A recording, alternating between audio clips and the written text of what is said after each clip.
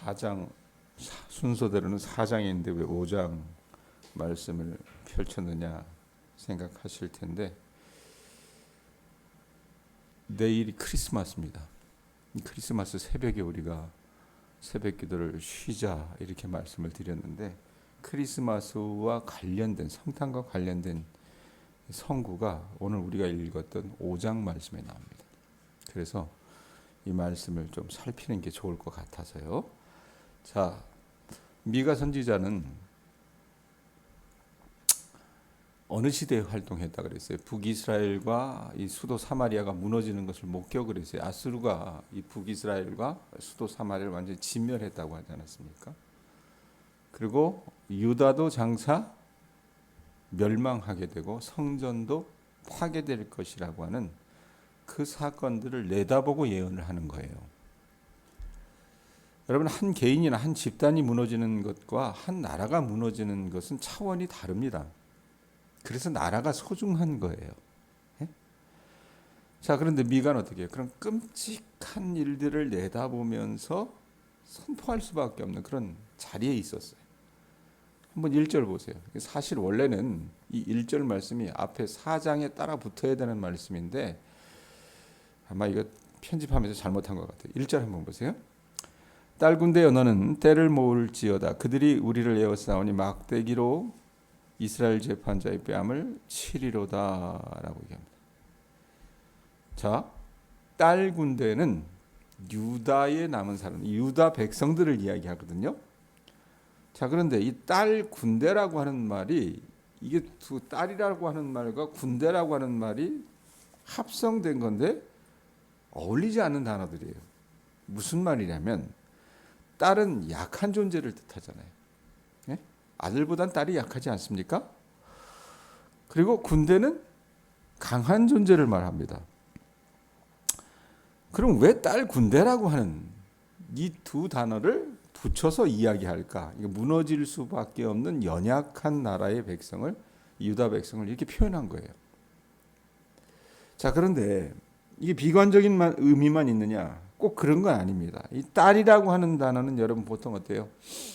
저도 딸이 있지만 아들보다는 딸이 더 사랑스러울 때가 많더라고요.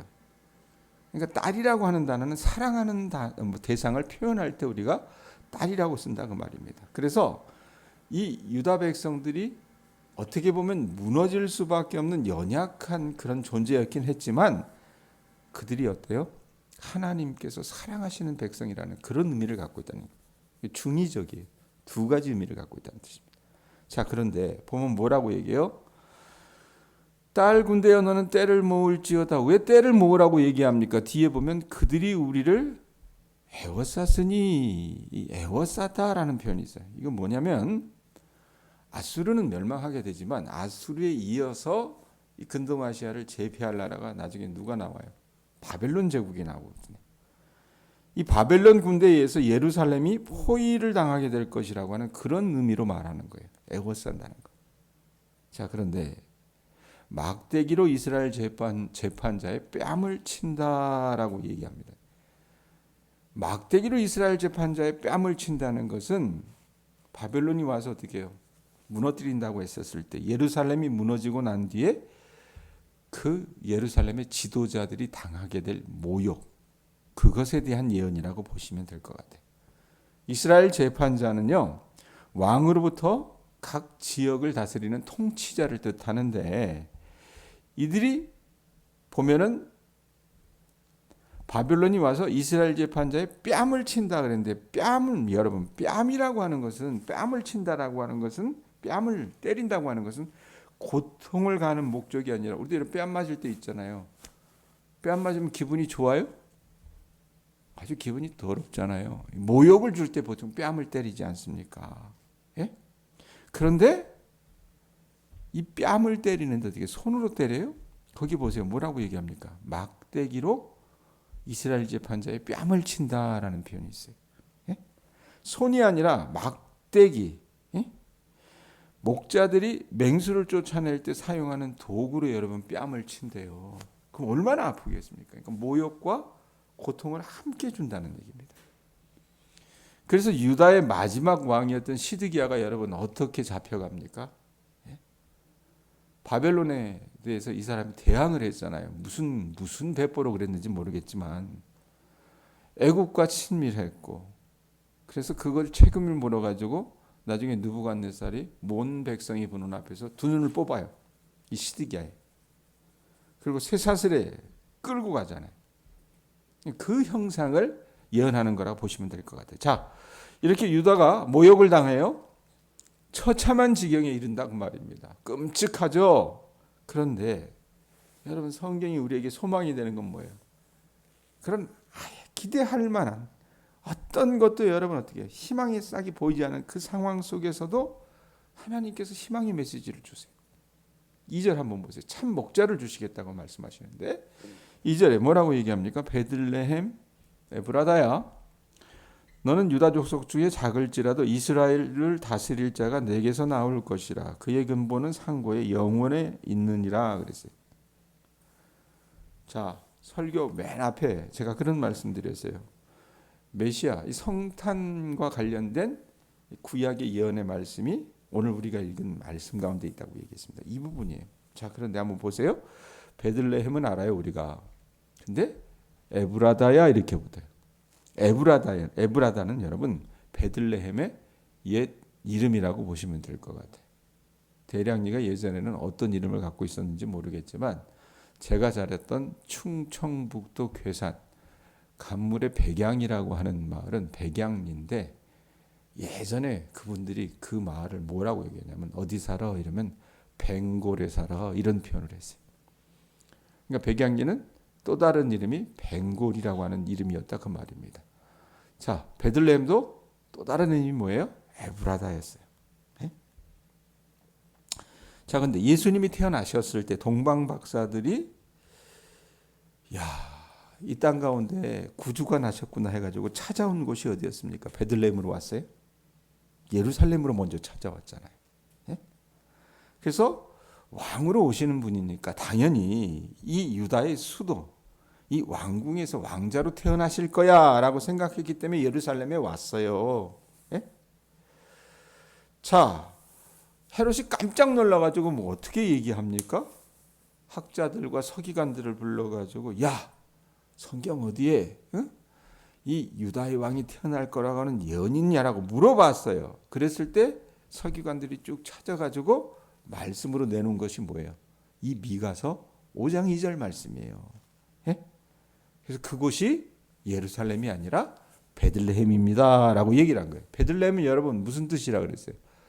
빵집, 떡집이라고 하는 뜻이라 그랬잖아요. 그러니까 영원한 생명의 떡이신, 빵이신 예수님께서 그 백성들에게 양식을 주시기 위해서 태어나신 것이 아주 자연스러운 의미를 갖고 있는 동네가 베들레헴이라고 말입니다. 자, 그런데 예수님께서 태어나셨던 베들레헴은 여러분 그 당시 이 근동 아시아를 포함해서 로마나 에베소, 알렉산드리아와 같이 가장 큰 도시 축에는 명함도 내밀지 못했습니다. 예? 그럼 예루살렘에 비견할 만한 그런 도시였느냐? 아니요. 예? 그저 한 대량리 정도 됐을까? 아주 작은 도시에 끼었다고 말입니다.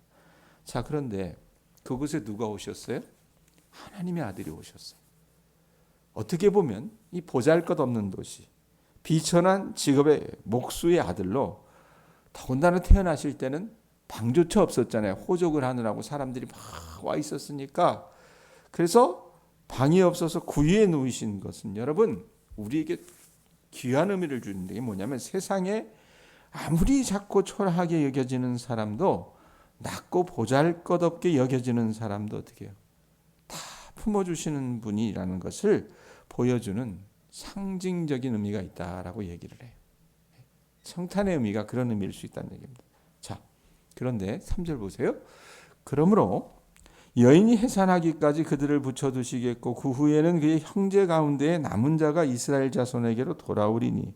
자, 예언은 그런데 나라는 어때요 지금? 언제 이 나라가 망할지 모르는 상황이에요. 예? 북쪽은 완전히 벌써 망했다니까요. 남쪽은 여러분 오래 가봤자 100년도 안 갑니다. 예? 자, 그걸 두고 미가가 예언을 하는 거예요. 하나님의 백성들이 원수들의 압제 아래 있을 것이다. 그렇지만 그 압제는 영원하지 않고 마침내 때가 되면 하나님이 그 백성을 돌아오게 해주실 것이라고 말씀하는 겁니다. 자, 그 결정적인 순간을 말씀해 보면 뭐라고 얘기해요? 3절 앞부분에 그 여인이 해산할 때라고 얘기해요. 예? 그때가 해산할 때.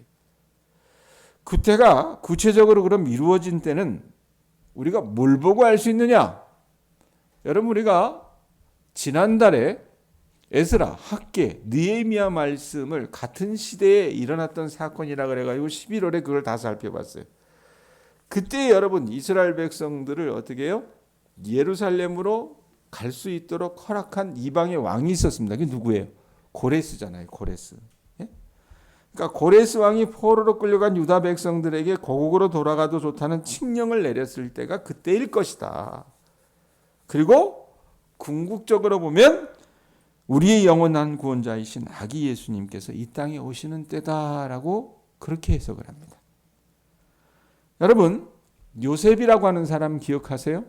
요셉이 고생을 얼마나 많이 했습니까? 사실은 우리는 그의 여러분 그 잘 나갔던 때, 그가 나중에 하나님께서 그의 원한을 신원해 주셨을 때를 생각을 하지만 사실은 요셉처럼 고생한 사람도 드물어요.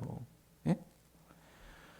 이 요셉이 형들의 모함으로 종살이와 옥살이를 하다가 하나님께서 그를 들어 쓰셔서 애굽의 총리가 되었을 때 그 총리가 되어서 400년 후에 출애굽의 출발이 되는 사건이 있는데 그때를 시편 105편이 요셉이 그렇게 고생할 때 여러분 꿈을 해몽해 줬을 때 술 맡은 관원장이 자기 꿈이 해몽된 걸 듣고 요셉이 부탁을 해요. 당신 나가서 당신이 복권이 되거들랑 내 이 원통한 사정을 알아달라고 얘기했는데 그 관원장이 여러분 어떻습니까? 기억하지 못하고 잊었다라는 표현이 있어요. 창세기에 보면. 하나님께서 그럼 왜 그렇게 요셉의 원한을 바로 갚아주시지 않았는가? 말씀에 보면 시편 105편에 보면 여호와의 말씀이 응할 때까지 그를 어때요? 감옥에 두신다 그랬어요. 예? 그 말씀이 요셉을 단련하였다라고 얘기합니다. 왜 감옥에 두셨냐면 또 세례 요한이 주님의 길을 준비하기 위해서 이스라엘에게 나타난 날까지 빈들에서 살았다라고 증거하거든요.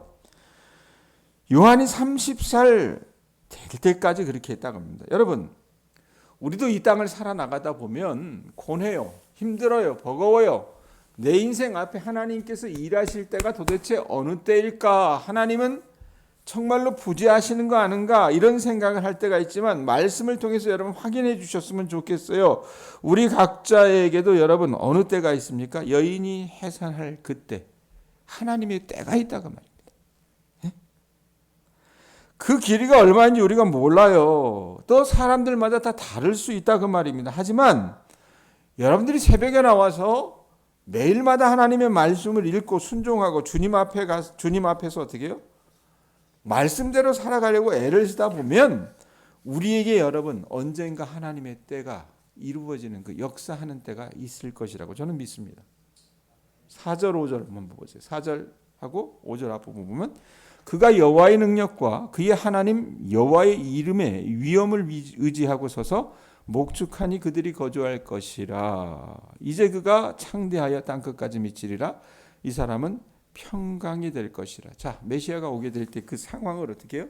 묘사하고 있는데 그 메시아는 여러분 어떻게 해요? 철장 권세를 가지고 군대나 경제력으로 통치하지 않고 뭐라고 얘기합니까? 글에 있는 것처럼 목자가 양을 여러분 인도하듯이 그렇게 이끌어가 주실 것이라고 얘기해요. 자, 그런데 말씀에 보면 뭐라고 얘기하냐면 여호와의 능력과 그의 하나님 여호와 이름을 의지하고 그 다음에 서서라고 하는 표현이 있어요. 중간에 의지하고 서서. 여러분 목자가 서 있다라고 하는 것은 자기 양에 대해서 책임을 다하겠다고 하는 결단의 표현이에요. 그리고 그분이 다스리는 지역은 뭐라고 얘기합니까? 이스라엘만이 아니라 이제 그가 창대하여 어디까지 미친데 4절 뒷부분에 보면 땅 끝까지 미치리라 라고. 이게 온 세상이란 얘기. 그리고 그 예수께서 가져다 주실 것이 뭐라고 얘기해요? 5절 앞부분에 보면 이 사람은 뭐가 된다 그래요? 평강이 될 것이라 라고 해요. 여러분, 이 말씀이 있기 때문에 우리가 어떤 상황에서도 여러분 소망을 가질 수 있는 거예요. 하나님의 자녀들에게는요, 절망이 없다 그 말입니다. 사람들이 주님께서 함께 하신다고 하는 것을 깊이 인식하지 않으려고 하기 때문에 어떻게 해요? 내 식대로 살아가려고 하기 때문에 절망하는 것이지, 주님 안에는 여러분 언제나 소망이 있다는 것을 여러분들이 기억하실 수 있기를 바랍니다. 나라가 망해가는 그때에도 이런 메시지를 주셨다고 말이에요. 자, 메시아가 그러면 이 땅에 오셔서 통치하시고 구원하시는 것을 어떻게 이야기하는가? 5절 6절 보세요. 이 사람은 평강이 될 것이라. 아수르 사람이 우리 땅에 들어와서 우리 궁들을 밟을 때에는 우리가 7 목자와 8 군왕을 일으켜 그를 치리니 그들이 칼로 아수르 땅을 황폐하게 하며 니므롯 땅 어기를 황폐하게 하리라. 아수르 사람이 우리 땅에 들어와서 우리 지경을 밟을 때에는 그가 우리를 그에게서 건져내리라 라고 얘기해요. 자, 북이스라엘을 여러분 멸망시켰던 아수르 군대가 남유다를 침공합니다. 실제로 있어요. 이런 일이 있었어요. 쳐들어왔을 때 어떤 일이 벌어지냐면 5절에 보면 7 목자와 8 군왕을 내세워서 물리칠 것이라고 얘기해요. 이건 뭐예요? 메시아께서 나타나셔서 그들에게 유다를 건져주실 것이라고 말씀을 하시는 거예요. 자, 여러분, 미가가 활동할 때에 이 근동아시아를 사로잡고 있었던 것은 아수르라 그랬어요. 이 아수르는 여러분 어제도 말씀드렸지만 어땠습니까? 살가죽을 벗길 정도로 잔인한 족속들이었어요. 아주 위협적인 그런 족속들이었는데, 이들이 만약에 침략을 감행하면 5절에 끝에 보면 뭐라 그래요? 7 목자와 8 장군으로 대응하겠다고 얘기합니다. 여러분, 이 7과 8 이게 무슨 의미가 있느냐? 성경에 보면 7은, 이건 한국 사람들 좋아해요. 7. 이 유대인들도 7을 좋아하는데 7은 뭐냐면 완전수를 뜻합니다. 그러니까 7 목자는 많은 목자를 뜻하는 거로 보시면 될 것 같아요. 그럼 8은 뭐냐? 7에다가 하나를 더한 것이기 때문에 7을 강조하는 것과 같대요. 그래서 8 군왕도 어떻게 해요? 많은 장군을 뜻하는 거라고 보시면 돼요. 그리고 궁극적으로 그가 건져내신다고 그렇게 말씀을 하시잖아요. 그래서 히스기야 왕 시대에 아수르 제국의 왕 사네립이 군대를 정말 이끌고 와서 쳐들어오거든요. 유다의 도시들을 다 함락을 시킨 거예요. 여기 쳐들어와서 뭉개뜨리고 함락시키고 이러다가 나중에 어떻게 해요? 유다의 도시들 가운데 가장 높은 곳에 있는 도시가 어디입니까? 예루살렘을 포위를 한 거예요. 유다가 속수무책이었습니다. 이제는 어떻게 해요? 망할 날밖에 남지 않았는 거예요. 할 수 있는 게 아무것도 없었어요. 그런데 어떤 일이 벌어져요? 이제는 죽겠구나 하는 그날 밤에 하나님의 사자가 이 아수르 진영의 군대를 쳐버리신 거예요. 그래가지고 다음날 아침에 딱 보니까 이들을 치러 왔던 아수르 군인들 18만 5천 명이 정말 죽어 있는 겁니다. 송장으로 돼 있는 거예요. 자기 군대가 그렇게 된 꼴을 보고 이 아수르 왕 사네립이 어떻게 해요? 자기 나라로 돌아가거든요. 돌아가서 자기 신하의 칼에 죽임을 당하고 맙니다. 이 말씀이 실제로 응한 거예요. 자, 7절에서 9절 보세요. 메시아와 함께 하나님의 나라를 이루는 사람들이 누릴 복과 승리에 대해서 말씀하는데 7절에서 9절 제가 읽을 테니까 따라가 주세요. 눈이 야곱의 남은 자는 많은 백성 가운데 있으리니 그들은 여호와께로부터 내리는 이슬 같고 풀이에 내리는 단비 같아서 사람을 기다리지 아니하며 인생을 기다리지 아니할 것이며 야곱의 남은 자는 여러 나라 가운데와 많은 백성 가운데 있으리니 그들은 수풀의 짐승들 중에 사자 같고 양떼 중에 젊은 사자 같아서 만일 그가 지나간즉 밟고 찢으리니 능히 구원할 자 없을 것이라. 내 손이 내 대적들 위에 들려서 내 모든 원수를 진멸하기를 바라노라 그랬습니다. 자, 야곱의 남은 자는 어떤 상황에서도 하나님을 바라보고 믿음을 지킨 사람들을 이야기하는데, 이 사람들을 오늘 말씀에 보면 세 가지 어떤 단어로 비유를 해요. 첫 번째가 뭐냐면 거기 보세요. 7절 중간에 보면 그들은 여호와께로부터 내리는 뭐 같대요? 이슬 같다라고 이슬에 비유합니다. 여러분, 성경에서 이슬은 하나님의 은혜와 복의 수단으로 상징될 때 그렇게 쓰여요. 이 중동은요, 강수량이 우리나라의 절반에도 미치지 못하는 곳입니다. 그리고 4월부터 10월까지는 비가 오지 않은 건기이기 때문에 이 지중해와 요단강의 습기로 인해서 이들이 농사질 때 가장 필요한 것이 뭐냐면, 비가 4월부터 6월까지 안 오면 뭐라도 있어야 되겠어요. 이슬이 있어야 되잖아요. 그 4월부터 6월까지 한 260일 정도 이슬이 내린대요. 비 대신에. 그래서 그 이슬을 받아서 사람들이 어떻게 해요? 먹는 물로 사용하기도 하고 목축과 농등에 최소한의 수분을 공급한다 그 말입니다. 그러니까 이슬은 이들의 생명을 유지하는 것과 농작물을 살리는데 절대적인 어떤 역할을 했었어요. 그런데 믿음을 지킨 자들, 거기 보면 다시 보세요. 뭐라고 얘기해요? 야곱의 남은 자. 이 믿음을 지킨 사람들이 어떻게 해요? 그런 이슬과 같은 존재라고 얘기하는 거예요. 자, 두 번째 또 뭐라고 얘기합니까? 이슬 같고 중간에 7절 풀이에 내리는 뭐 같대요? 단비 같아서 단비 같다라고 얘기해요. 여러분, 비 좋죠. 비 역시 곡식이 잘 자라게 해주는 은혜의 선물로 이 팔레스타인 사람들은 여겼는데, 이 비가 여러분 이 중동에는 어느 때 오냐면 9월 중순에서 10월 사이에 조금 내린대요. 조금. 그때의 비를 뭐라고 얘기하냐면 이른 비라고 이들은 지칭을 한답니다. 이 이른 비는 곡식을 파종하는데 절대적이에요. 여러분, 우리 한국도 여러분 봄에 파종하기 전에 비가 와야 되잖아요. 안 그래요? 이 사람들도 마찬가지라고 말입니다. 그러고 나서 3, 4월경에 건기가 시작되기 전에 조금 비가 내렸는데 그것을 늦은 비라고 얘기를 한대요. 늦은 비는 추수하기 전에 곡식이 잘 여무는데 절대적이었다고 얘기합니다. 그래서 이른 비와 늦은 비는 뭐냐면 그것 또한 하나님의 은총을 말해요. 그들을 합쳐서 단비라고 부르고 있는데, 이들을 어떻게 해요? 이 단비와 같은 존재가 누구라고 얘기합니까? 거기 7절에 있는 것처럼 야곱의 남은 자, 하나님의 백성이라고 얘기한다고 말입니다. 자, 기억하세요. 이슬에 비유했고, 그 다음에 비에 비유했습니다. 그 다음에 셋째, 또 뭐에 비유합니까? 사자와 같다라고 얘기하잖아요. 사자는 여러분 백수의 제왕이에요. 믿음을 지키며 메시아를 따르는 사람들은 그 누구도 넘볼 수 없게 될 것이라고 그렇게 얘기한다 그 말입니다. 그래서 마침내 대적들 위로 손을 들게 된다라고 그렇게 말씀을 하세요. 자, 이 말씀은 여러분 이스라엘 백성들이 광야에서 유리할 때 아말렉 자손과 싸울 그 상황이 벌어집니다. 모세가 그 전쟁 가운데 산 꼭대기에서 손을 들고 있었던, 그랬을 때 전쟁의 승리를 가져다 줬잖아요. 그 장면을 떠올린다고 보시면 될 것 같아요. 전쟁은 여호수아 장군을 비롯해서 이스라엘 자손들이 싸웠는데 정작 승리는 어떻게 해요?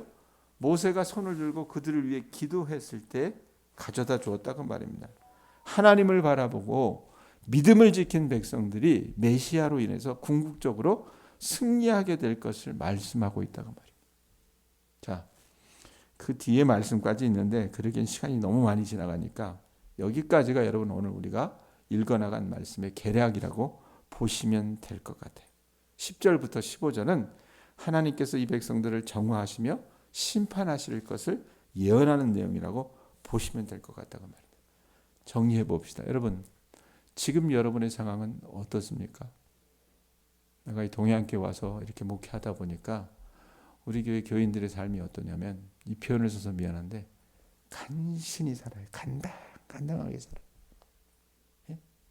어떤 사람은 돈이 없어서 간당하게 살고, 어떤 사람은 삶의 소망이 없어서 간신히 간당 붙어서 살아요. 거의 대부분이 그래요. 거의 대부분이. 표현은 안 하지만. 예?